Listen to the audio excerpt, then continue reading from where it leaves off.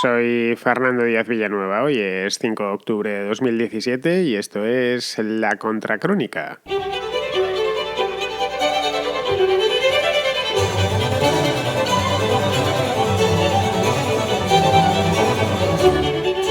La crisis de Cataluña sigue su curso, como bien sabemos todos. Ayer por la noche Carles Puigdemont compareció para enfrentarse al rey y acusarle directamente, además, sin muchas florituras, de alinearse con el PP y de no estar dispuesto a dialogar, lo cual no dejaba de ser chocante, porque todos sabemos cuánto diálogo hace exactamente un mes, estamos a 5, pues fue el 6 de septiembre, cuánto diálogo con la oposición cuando se pasó el reglamento del Parlamento Autonómico y se lo pasó por sálvase la parte, es decir, por el arco del triunfo, para sacar adelante aquellas dos leyes de las que ya nadie se acuerda, la ley de referéndum y la ley de transitoriedad. Pero vamos, yo creo que es algo que no debe extrañarnos demasiado. A estas alturas todo es propaganda. La máquina propagandística funciona a pleno rendimiento y es ahí donde se libra la batalla decisiva. Creo que de esto ya nos vamos dando cuenta poco a poco, con algo de retraso, por cierto. Es decir, que no basta con tener razón, también tienes que saber transmitirlo. De hecho, importa más saber transmitirlo que tener razón. Es duro de decir, pero es así en todas las guerras propagandísticas de información. Esto opera de la misma manera. Y en esto de saber transmitir los mensajes y comunicar, el procesismo lleva varios kilómetros de ventaja.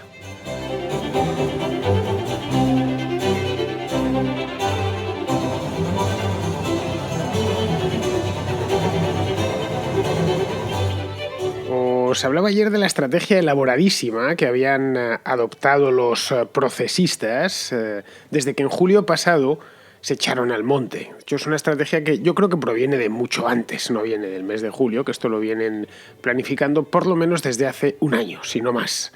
Ha hecho 2 años ahora que se formó este gobierno, el actual, no con Puigdemont, él vino después, ya en el año 2016. Vamos, yo creo que están desde hace aproximadamente un año planificando con detalle todo lo que iban a hacer y cómo iban a hacerlo. Entre tanto, ni Rajoy ni nadie en Madrid se había enterado absolutamente de nada. Pensaban que no iba a suceder nada porque nunca había sucedido previamente y desconocían hasta qué punto tenían ya esto muy avanzado. Y cuando lo han puesto en marcha, pues evidentemente han ido siguiendo un guión que estaba ya escrito. Es decir, que nada se ha improvisado.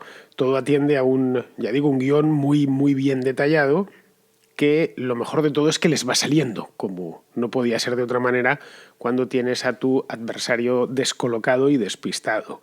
No voy a decir que a pedir de boca, obviamente, pero casi.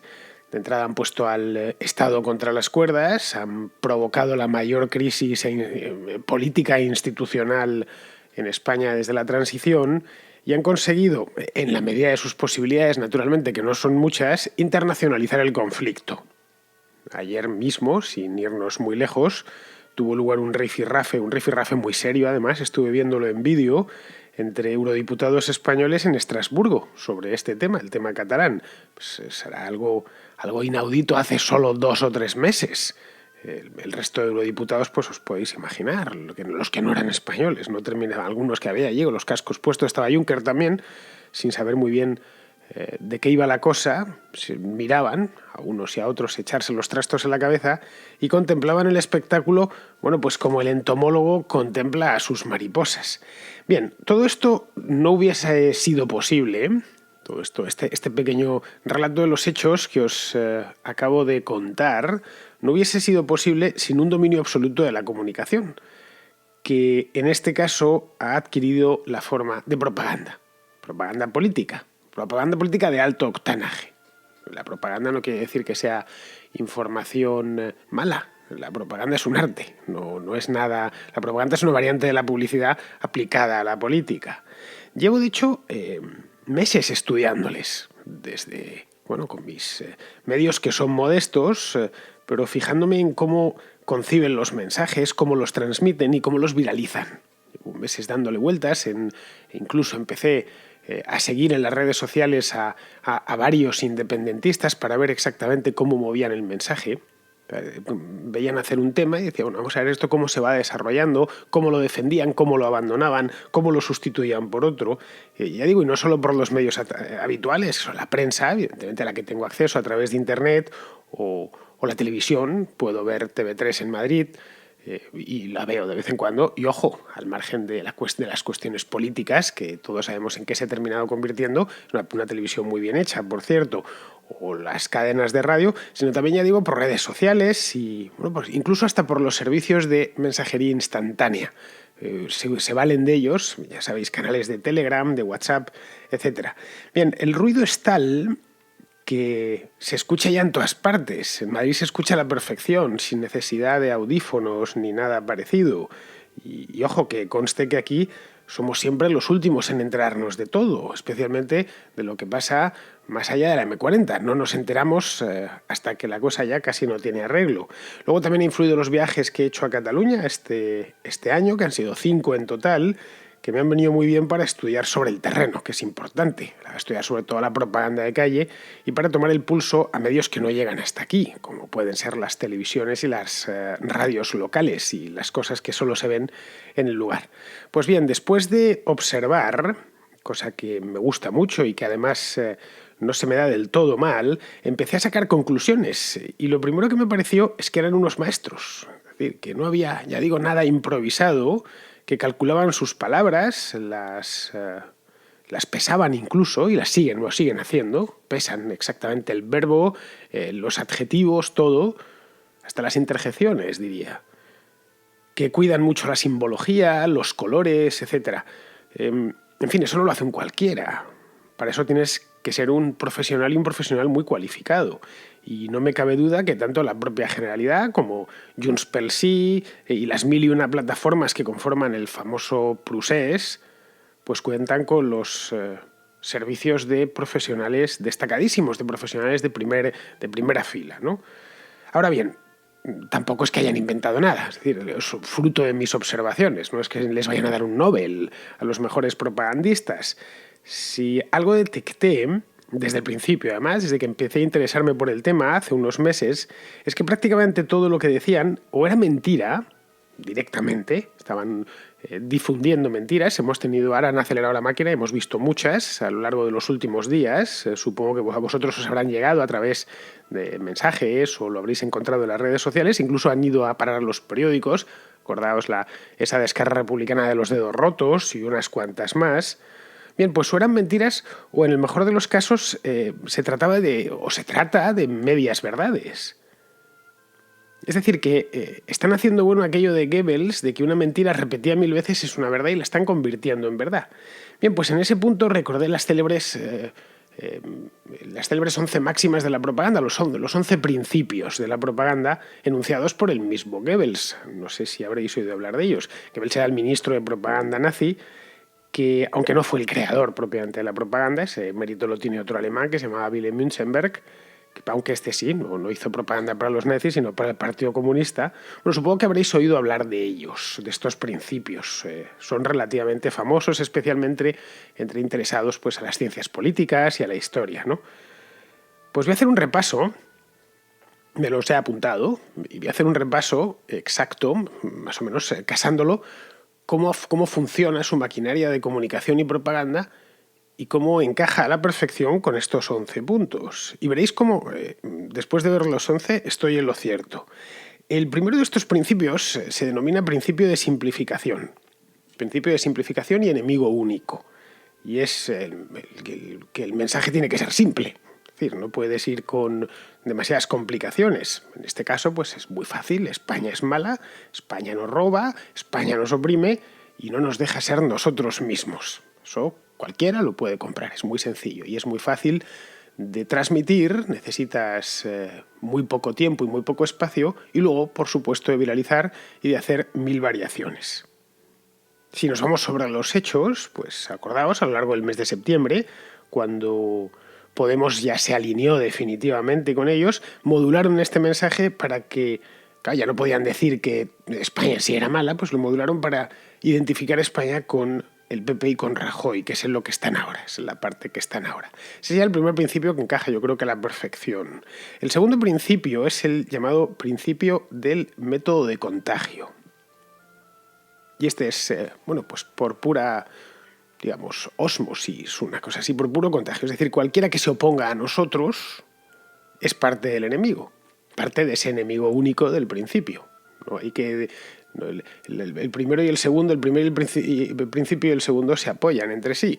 Es decir, cualquiera que vaya contra lo que nosotros decimos, porque el mensaje es muy simple, España es mala, ya digo, o Rajoy es malo y es un dictador y es peor que Franco, pues todo el que quiere hacer un matiz, no, en este momento es que eres facha.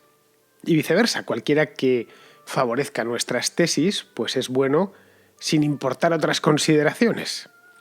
Este principio pues lo han padecido en sus propias carnes en las últimas semanas gente que se dedica a otras cosas y no precisamente a hablar de política, se dedican, pues, qué sé yo, al cine como Isabel Coixet o a la canción como Joan Manuel Serrat, que eran personas, y siguen siéndolo por lo demás, muy respetadas en Cataluña. Joan Manuel Serrat es un cantante mítico en España y Coixet es una muy buena directora de cine. Bueno, pues a ellos se han caído con todo el equipo en el momento en que hicieron unas simples declaraciones. Y luego, por otro lado, gente como Nicolás Maduro o Nigel Farage, que no tienen nada que ver el uno con el otro, pero como están a favor, automáticamente pasan a ser bien tratados por la propaganda. Ese sería el segundo. El tercer principio es el principio de transposición, que consiste en cargar al adversario los errores propios, es decir, acusar de lo que uno perpetra. Simplemente, eso está muy común. Vimos, por ejemplo, cuando Montoro intervino las cuentas de la Generalidad el mes pasado, que se quejaron de que eso era ilegal. Todos nos reíamos, pero si acabáis de pisotear todo el estatuto y la Constitución, no habéis respetado una sola ley, ni siquiera las vuestras propias, bueno, las que acabáis de aprobar os las estáis saltando y estáis acusando al ministro de Hacienda de que esto que ha hecho es ilegal. Que yo al ministro de Hacienda por este hombre no tengo mucha simpatía, pero lo que estaba haciendo era perfectamente legal. Otra cosa es que les molestase, claro, que evidentemente les molesta y le acusaron de ser ilegal, o cuando Interior colocó a Pérez de Cobos, a este coronel de la Guardia Civil, como jefe máximo de las fuerzas de seguridad del Estado en Cataluña, lo mismo, no, es que eso no va acorde con está desafiando al estatuto y no va de acuerdo, pero si el estatuto te lo acabas de cargar, tú lo acabas de abolir. Es decir, estaban transponiéndolo y lo estaban haciendo tan bien que por lo menos a los suyos, evidentemente la propaganda no la hacen para mí. Yo a lo sumo que puedo hacer es destriparla, pero no soy el objetivo de su propaganda, pero sí para los suyos que se lo creían y lo repetían una y otra vez. Además, todas estas cosas propagandísticas ahora tienen encuentran eco rápidamente a través de las redes sociales y de los grupos de mensajería. Esta de la transposición es una técnica de distracción francamente útil y efectiva, porque hace pasar al agresor por agredido.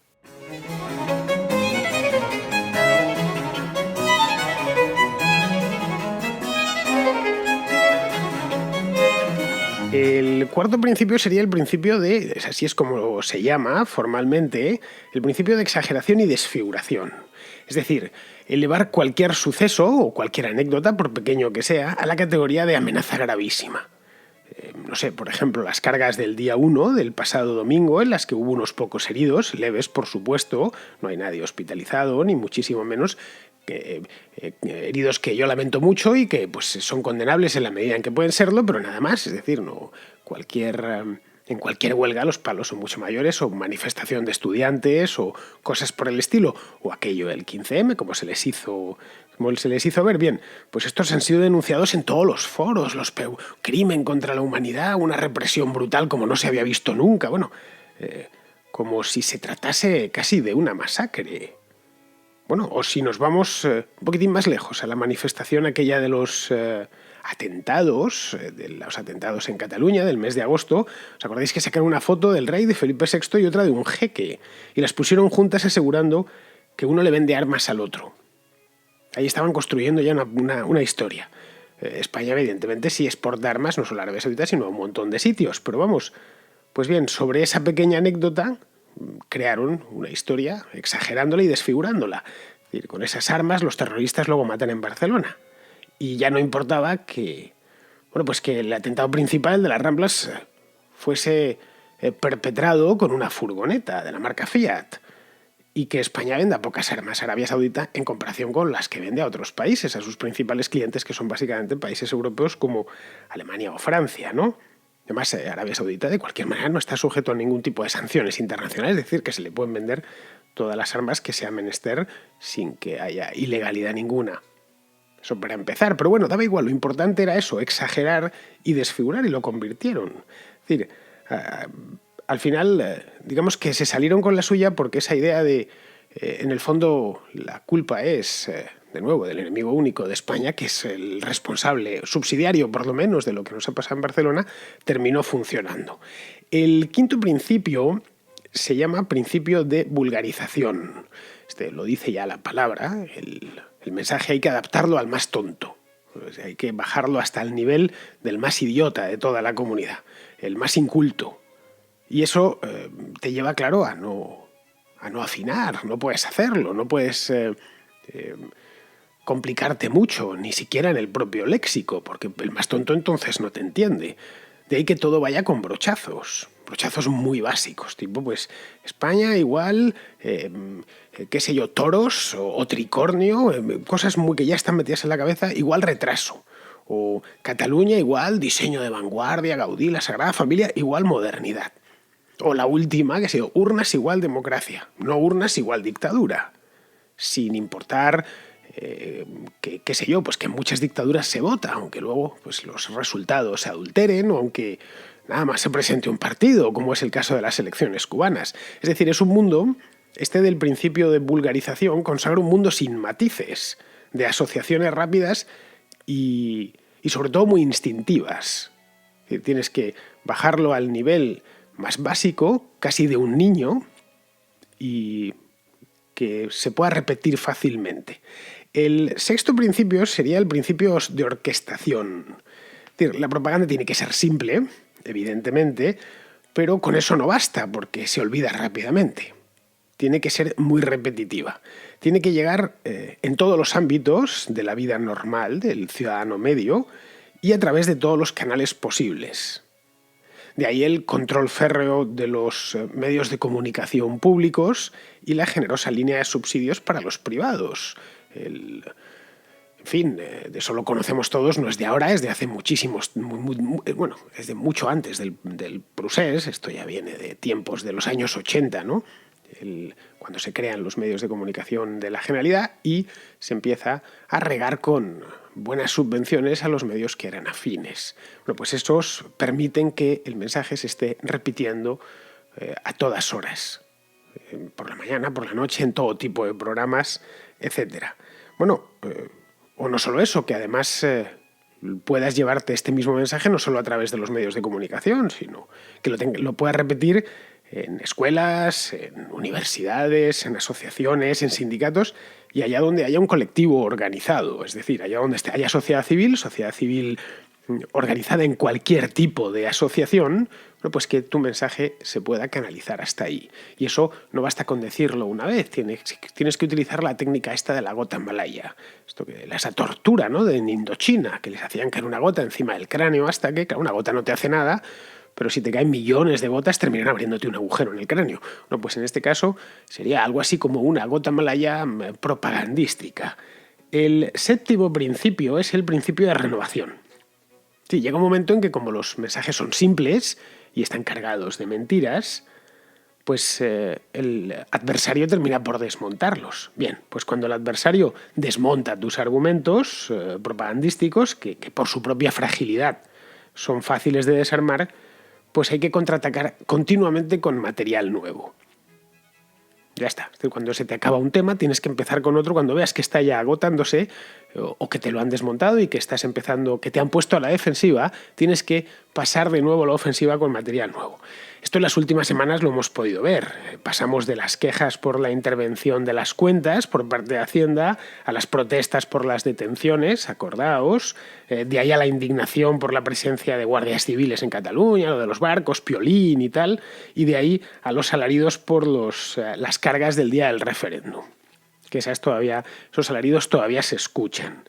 Bien, conforme iban desmontando, los adversarios iban desmontando un púlpito, pues levantaban otro. Y en ellos siguen, ¿eh? Esto no se ha acabado ni muchísimo menos. Ahora están, por ejemplo, con la falta de voluntad de diálogo que tiene el rey y que tiene el Partido Popular y el Sursum Corda. Es decir, todo el problema es el diálogo. Ya nadie habla ni de las cuentas, nadie habla de que la Guardia Civil esté allí, nadie habla de nada de eso. Hasta calculo yo que en breve dejarán de hablar de las detenciones, nada. Eso ha pasado, eso ya se desmontó en su momento, lo de las detenciones era claro, es que esto lo ordena un juez, no lo ordena el gobierno. Bueno, es decir, tienen que ir renovando continuamente el arsenal, el inventario, digamos.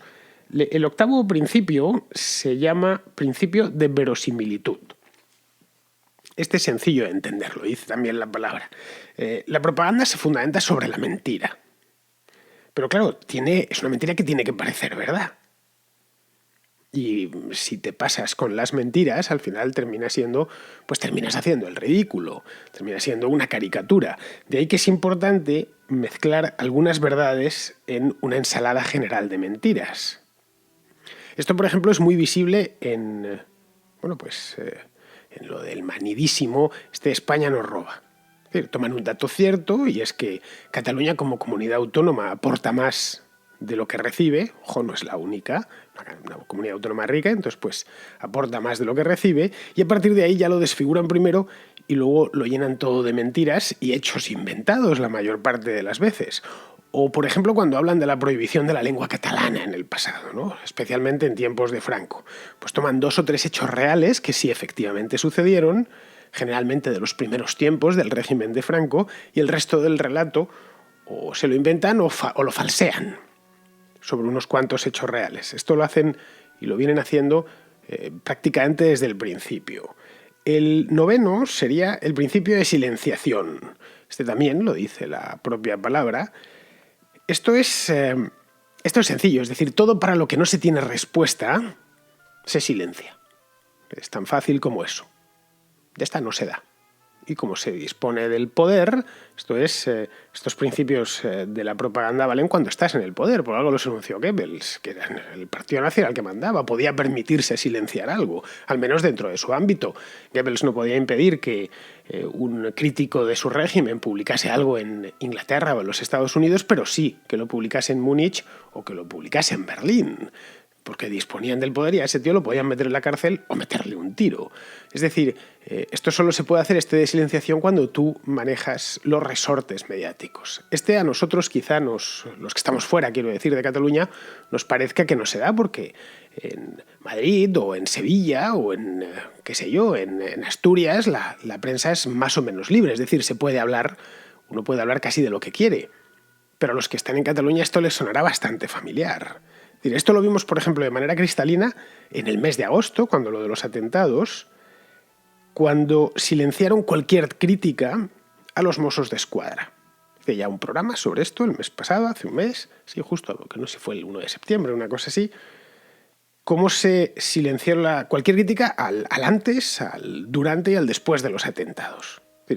Como no podían contrarrestar el argumento, pues la chapuza de la Casa Alcanar, los informes de la CIA, pues esos directamente no se daban. Es más, quien rompió ese silencio, que fue un gran periódico de Cataluña, el periódico propiamente, lo silenciaron. Enrique Hernández, que es el director, le montaron un escrache virtual de Padre muy señor mío, porque se había atrevido a desafiar este principio de silenciamiento. No es que lo estuviese dando El País en Madrid o lo estuviese dando El Norte de Castilla en Valladolid, es que lo estaba dando un periódico de allí y allí sí tienen la capacidad de poder imponer ese silenciamiento. El 10º principio es el llamado principio de transfusión, que es uno de los más sofisticados, si no el que más, y consiste en establecer vínculos con los odios y prejuicios que ya existen en la sociedad. Y establecer una relación con la situación actual. Es decir, es emplear los prejuicios como arma. Ya sabéis, los andaluces son vagos y les mantenemos nosotros, todas estas cosas que están ya, que están ahí en el imaginario colectivo. Todos los pueblos del mundo tienen prejuicios, es una cosa que va con nosotros, todo es inevitable y además son imposibles de erradicar. pues valerse de ellos y utilizarlos en tu beneficio. Esto, por ejemplo, pues es Cataluña lucha por la independencia desde hace siglos y vive sometida a los españoles. Bien, eso es una idea que puede ser que esté algo infiltrada en la mente de los catalanes desde hace generaciones. Vale. Bueno, pues vamos a utilizar eso en nuestro beneficio. Ellos serán los que harán justicia, por fin, después de tanto tiempo. Y ya el último principio, sería el 11º, es el llamado principio de unanimidad. Es decir, ellos son el pueblo y nadie más. Y quien se opone a ellos, pues obviamente no es el pueblo. O es un extranjero, o es un loco, o directamente es un agente enemigo. Igual que no puede ser. Es decir, todo el mundo piensa esto. Lo extraño es que no estés de acuerdo. Poco fingir esa unanimidad. Cuando hablan del pueblo catalán, os lo comentaba ayer, es que no llegan a 2 millones, da igual, esos 2 millones representan a los 7,5 millones. En fin, como veis, encaja todo como un guante. No hay ni siquiera que forzar las comparaciones, a ver si me entendéis. No sé, quizá precisamente por eso tengamos que tenerlos más en cuenta.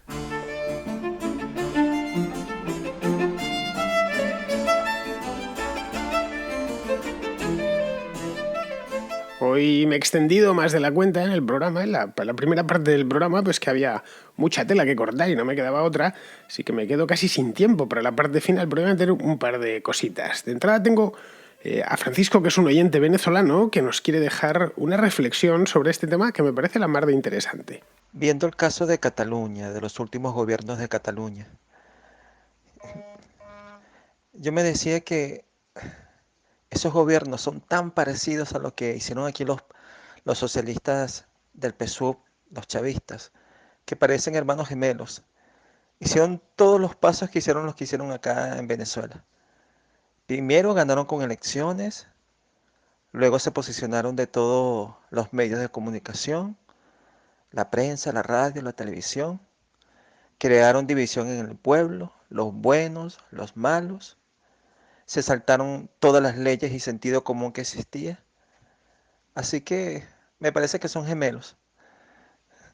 Usaron todos los pasos y que se tenía que haber hecho para convertirse en una pequeña Venezuela. Pues sí, Francisco, es así. De hecho, una buena parte de los procesistas, toda la CUP, por supuesto, y muchísimos de Esquerra Republicana son simpatizantes activos y confesos de la Revolución Bolivariana. Y no olvides que Maduro es el único líder internacional, único jefe de Estado que les apoya abiertamente, ningún otro, por raro y extraño que sea. No sé, creo que Kim Jong-un también se ha dicho que está a favor, pero vamos, todo lo más que he podido leer ha sido un tuit. No le he oído decirlo abiertamente ni posar con la bandera como se ha hecho Maduro. Bueno, ya de esta sí que nos vamos, que nos quedamos sin tiempo y nos vamos con Pizarro, que Pizarro nos quiere comentar la intervención, o el discurso, mejor dicho, con la película aquella, el discurso del rey de hace 2 días. El rey estuvo soltando obviedades sobre lo ocurrido y sobre lo que debería ocurrir. Y terminó diciendo que, pese a que nada de lo que debería ocurrir ha ocurrido, y pese a que nadie ha ido a Cataluña a socorrer a la policía y a la Guardia Civil, y menos a los catalanes no secesionistas, estos no están solos. Además, comentó que habría que retomar la senda constitucional para recuperar la concordia, como si no hubiese sido la senda constitucional la incentivadora de la discordia. En fin, palabras serenas y firmes, sin hechos que las respalden, ni realidad que la sustenten. Un cordial saludo de Pizarro. Pues hasta aquí hemos llegado, queridos amigos, oyentes de la Contracrónica. Por cierto, ayer, y ya me voy, puse una anotación en mi página web que informaba que el mes pasado la Contra batió el récord absoluto de audiencia de toda su historia. Desde el mes de febrero de 2016, que es cuando empezó este programa, pues durante el mes de septiembre tuvo 265.000 descargas. Yo la verdad es que cuando hice el recuento ayer estuve sumando las de un lado y las del otro y dije, qué barbaridad, me quedé fascinado. La verdad es que muchísimas gracias a todos vosotros porque cada una de las descargas pues significa que hay un oyente detrás. Esto evidentemente ya lo pongo en las anotaciones gracias a los patronos de la contracrónica y de la contrahistoria, porque son los que me permiten hacer este programa y los que me permiten pues ya casi dedicarme solo a esto, que es uno de los mayores placeres que uno se puede imaginar, hacer la contracrónica y teneros a vosotros todos los días ahí. Muy bien amigos, pues con esto ya me despido de vosotros, hasta mañana.